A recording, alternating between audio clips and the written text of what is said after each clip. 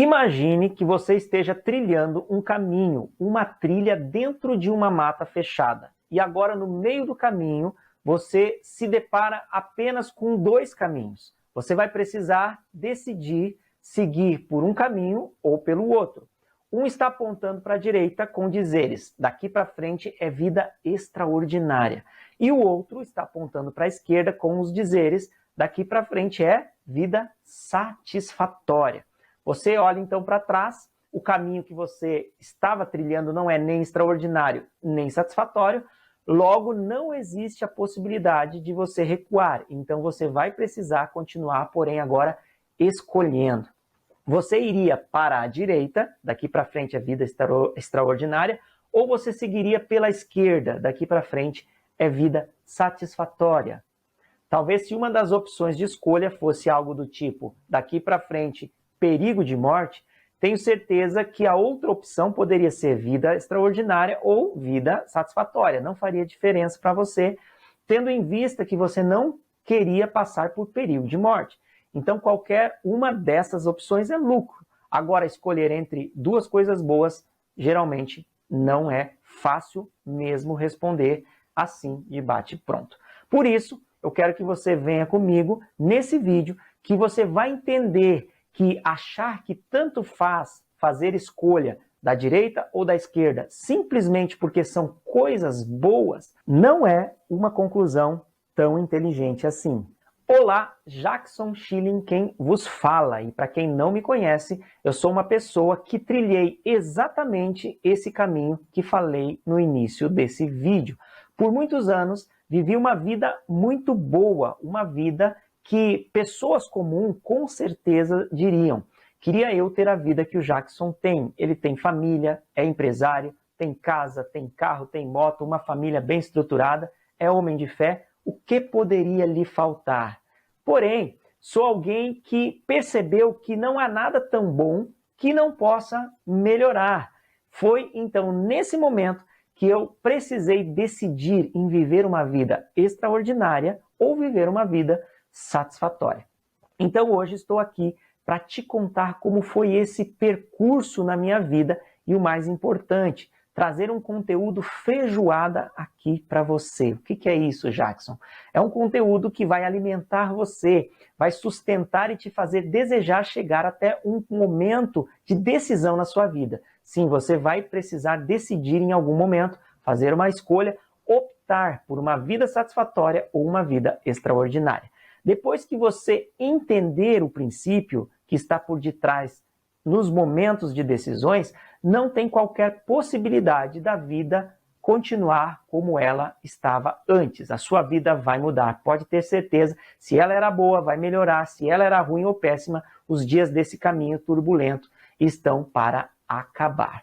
Caso você tenha interesse também em me acompanhar no YouTube, Jackson Schilling, pelo link aqui abaixo, você pode se inscrever e ativar o sininho para receber as notificações desses novos conteúdos. Você pode também me acompanhar no Instagram, Jackson Schilling Oficial. É tudo gratuito, tá bom? Então vamos nessa, pega aí o seu kit de caminhada e vamos para a trilha. Vamos que vamos. Uma vez eu estava com muita sede, eu havia saído bem cedo, não tinha tomado café da manhã, saí bem atrasado. Eu morava na Zona Norte, eu trabalhava em uma empresa de tecnologia de informação, na época, bem ali no centro de São Paulo, no Largo São Bento, e o meu dia começou muito agitado. Sabe aquele dia que você está enrolado, que precisaria pelo menos 30 horas do dia? Pois é, eu estava vivendo exatamente esse dia, sem tempo até para ir ao banheiro. Perto do meio-dia, a sede quase que me dominava a minha mente.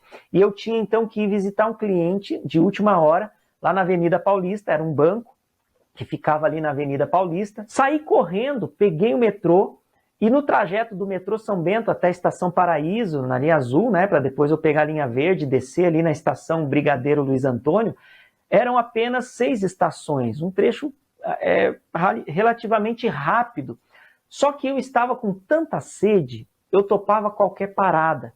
Faltavam umas 2 estações mais ou menos, e nesse momento entrou um vendedor ambulante vendendo água dentro do metrô. Eu olhei para aquela sacola dele, eu olhei para a higiene da garrafa, higiene da mão dele, confesso que não era nada confiável. Logo que fechou a porta, ele foi para um lado e eu só pensava na água. E aí eu ouvi uma chamada dizendo assim: não alimente o comércio ilegal no metrô. Eu já havia decidido comprar água do ambulante ali, mas eu estava me segurando. Aquela cena ia me consumindo, o rapaz tomando a distância, ele foi um pouco mais para frente, daqui a pouco ele volta e eu confesso, eu não resisti. Eu chamei o vendedor ambulante e comprei a água dele. Confesso também que a água não estava tão gelada assim, tinha um gosto, né, que provavelmente não era água mineral, porém foi a melhor água que eu tomei na minha vida. Eu lembro-me até hoje a sensação de frescor, um alívio assim imediato daquela minha necessidade física. Por que eu estou contando essa história aqui para você? Porque muitas vezes a gente está tão corrido que nós não temos tempo de suprir aquilo que nós precisamos suprir. Todos nós precisamos de água, de alimento, e para o bom funcionamento do corpo, é bom que seja um modelo de rotina que nós tenhamos. Quando essa necessidade aperta, qualquer coisa serve para suprir, para preencher aquela necessidade que está dentro de nós ali nos incomodando. No meu caso, alimentar o comércio ilegal ou tomar uma água de origem duvidosa não foi para mim um impeditivo. Entenda que quando nós estamos precisando muito de algo, o nosso critério de exigência baixa de uma maneira a comprometer até a razão, até as nossas questões lógicas. Quando nós falamos de uma vida que vale a pena ser vivida, quando nós entramos em um padrão elevado, vamos dizer assim, entenda que não tem ligação direta com você simplesmente deixar de sofrer. Não é algo que precisa suprir a tua sede. Quando nós olhamos para uma vida que vale a pena ser vivida, nós estamos falando de você superar a média, de você estar realizado com aquilo que você está vivendo no momento. E a maioria das pessoas, ela está vivendo o dia a dia do Jackson, atrasado, lotado de compromissos, atendendo a necessidade do cliente, e caso no meio do percurso surgir ali uma possibilidade que não vai atrapalhar o fluxo louco da vida, pois é, foi para isso que o Jackson estava sendo pago, então ok, eu aceito melhorar.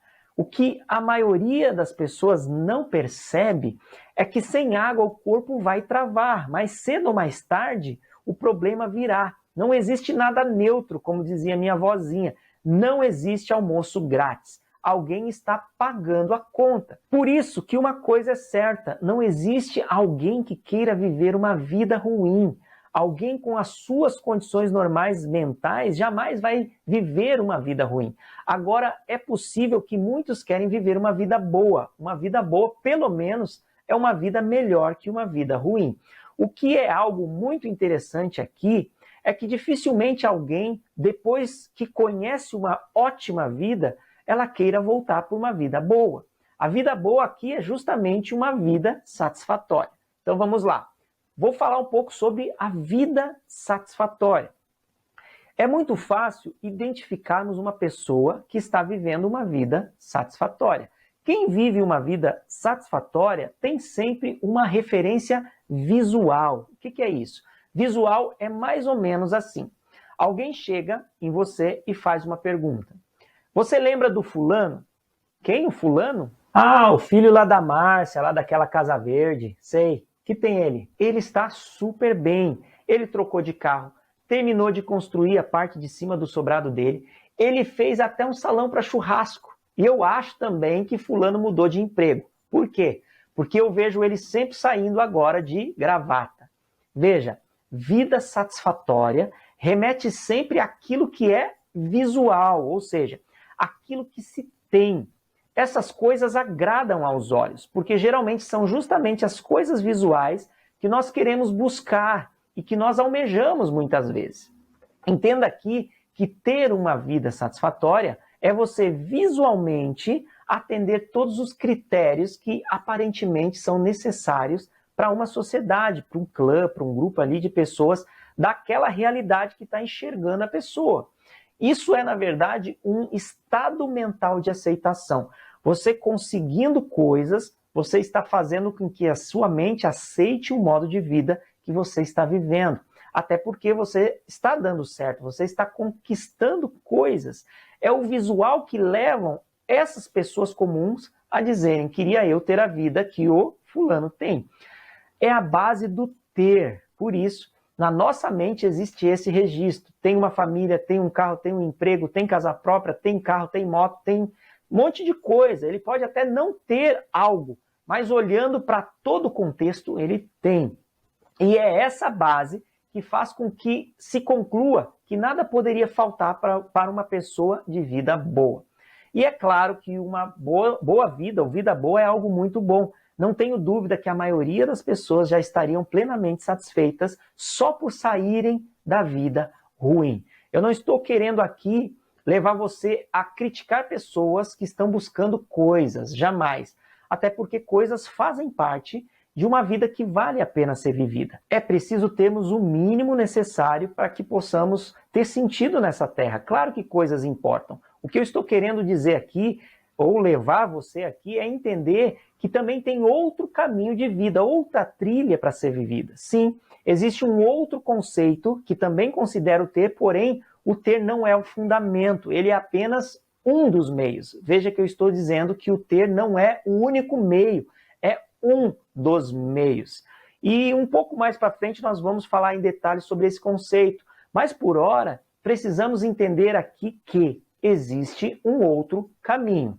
Pois bem, uma vez que nós entendemos que a vida boa é, na verdade, algo muito bom, que transcende a vida ruim, e que ela é fundamentada no visual, ou seja, o fulano está conquistando coisas, logo, ele está bem. Ou está perdendo coisas, está indo mal. E agora, entendemos que essa é uma vida satisfatória, uma vida boa. Agora é hora, então, de nós entendermos que existe o outro caminho, a vida extraordinária. O que é, então? É uma vida que está fundamentada no estar. Vou explicar um pouco melhor sobre isso. Na cultura dos judeus, eles não falam que são médicos, que são advogados, que são escritores, que são algumas coisas. Eles falam que estão médicos, que estão advogados, que estão escritores, ou seja, estão e não são. E por que eles falam isso? Eles acreditam que não existe a possibilidade do ser humano ser alguma coisa, porque ser realmente é algo que remete ao eterno. Deus é, porque somente Deus é eterno, logo, somente Ele pode ser. Nós podemos, no máximo, chegar a estar alguma coisa. Então, uma vida extraordinária não segue exatamente essa linha judaica. Porém, esse conceito é de fato uma verdade. Uma vida extraordinária está sob o fundamento do estar, como um estado de vida da pessoa, como se fosse uma filosofia de vida. Diferente da vida satisfatória, que quando você está ganhando, você está conquistando, está tudo bem, e quando você está perdendo, você está indo mal. No modelo vida extraordinária, é uma vida de acordo com a realidade de vida de cada um. Muitas pessoas que trabalham com autoajuda, infelizmente vendem um padrão onde cada ser humano deve se encaixar e depois de ser encaixado dentro de um molde, aí sim ela pode viver uma vida extraordinária. Só que isso não é verdade. O que completa mesmo uma pessoa pode não completar a outra. Isso é um conceito muito simples de ser entendido no campo da individualidade. Cada ser humano é único, não somente no que tange a parte física, na parte aparência ali, na digital. Ele é único também naquilo que vai completá-lo. Logo, uma vida extraordinária é vivida, ou eu diria é alcançada, quando cada ser humano segue um padrão voltado para ele mesmo.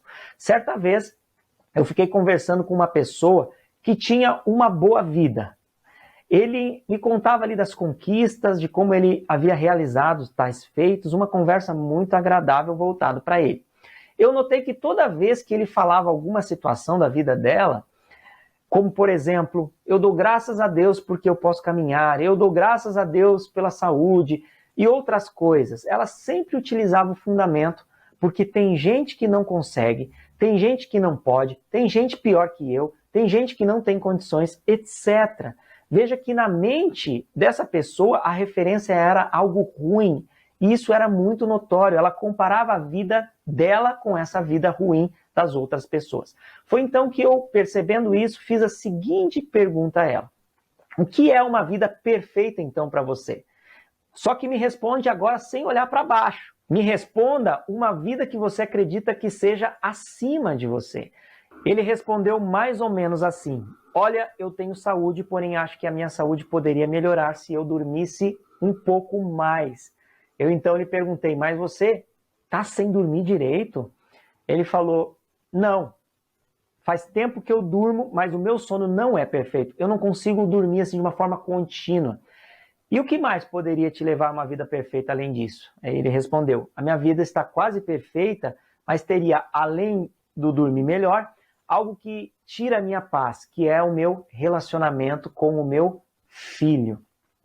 Eu não consigo fazer com que deliga o nosso relacionamento, ele dizia. Parece que o santo não está batendo e ultimamente não tem batido quase nada. Foi nesse exato momento da nossa conversa que o discurso inicial dele lá da vida boa e das suas conquistas tinham mudado de lado. Agora a conversa, que era muito agradável, sumiu. Parecia outra pessoa.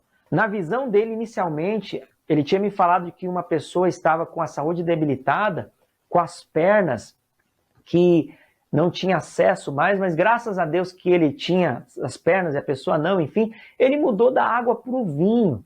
E depois eu fui entender melhor que ele estava falando, se comparando com uma pessoa que, na verdade, ela estava se recuperando de uma cirurgia, de um acidente que ele havia enfrentado, essa outra pessoa estava de licença, e ele não tinha mais a certeza de que ele voltaria 100% dos movimentos, como era antes. Porém, apesar desses problemas, a pessoa dormia, tinha um relacionamento exemplar com os filhos, tinha muitos amigos, vivia uma vida que ele queria viver, na verdade. Então veja que em uma pergunta simples que eu fiz com ele, eu percebi que a vida dele passou a ser uma vida normal, mas ele queria uma vida melhor, uma vida perfeita. E isso é tão verdade que ele estava me dando exemplo de uma pessoa que não tinha tanto dinheiro assim, não tinha uma perspectiva muito positiva em voltar a andar, porém ele vivia uma vida extraordinária. O princípio que ele mencionou foi a paz. E veja, a paz é o resultado de um estado de consciência. Uma vez que você está convicto que os seus conceitos mentais atestam, para uma vida de acordo com aquilo que você foi fabricado, ou seja, está dentro da sua realidade, a paz ela vem. Então é um resultado de um estado de consciência.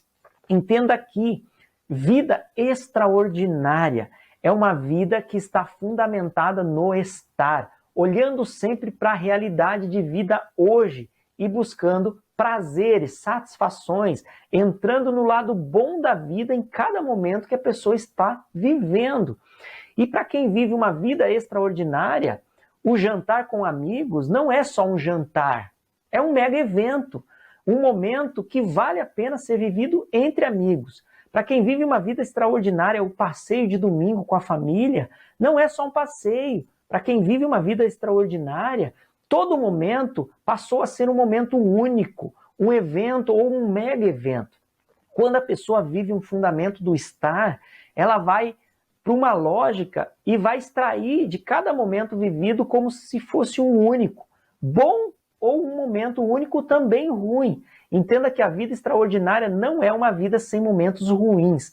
Quando momentos ruins chegam, essa pessoa vai entender claramente que uma perda pode sim fazer parte de um momento extraordinário de aprendizado.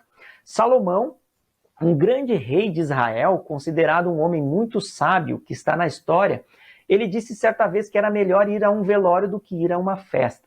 Historicamente, é comprovado que Salomão viveu anos uma vida extraordinária.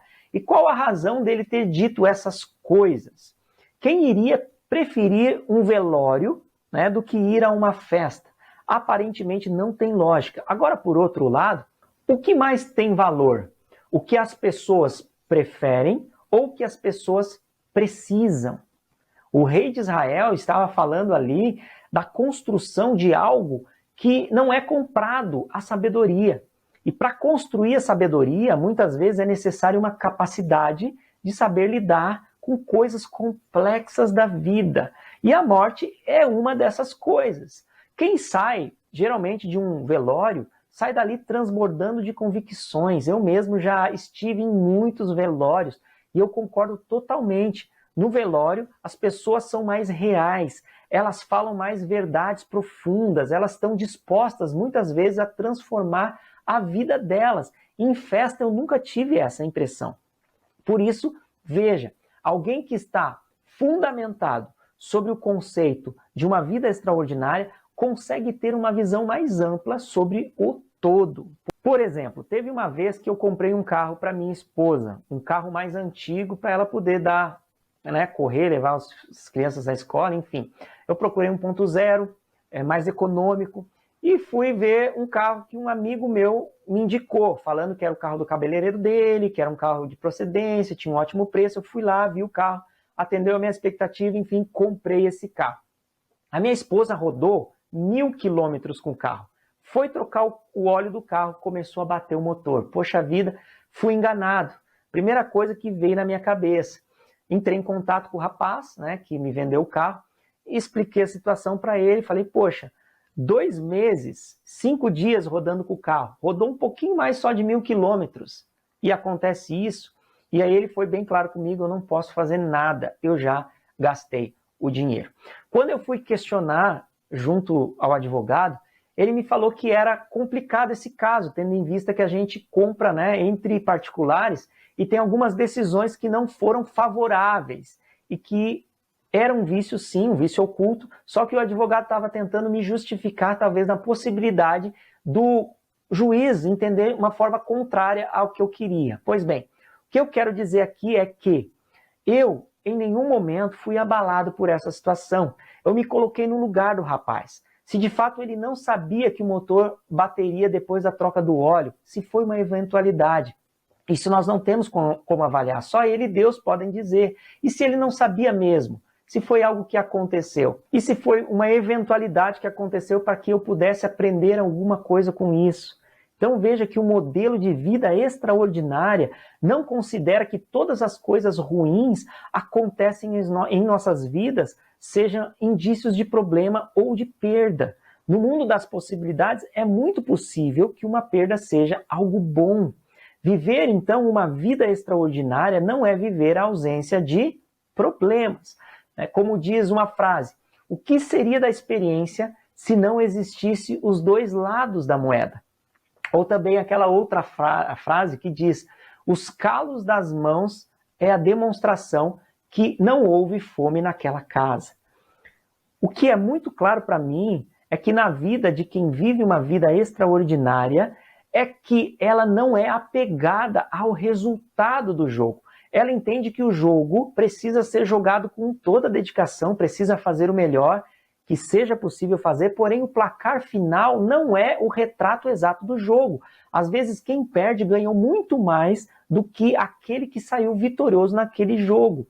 Esses dias eu estava assistindo um canal de TV aberto e tinha um coral cantando ali. Para quem não sabe, eu sou amante da música.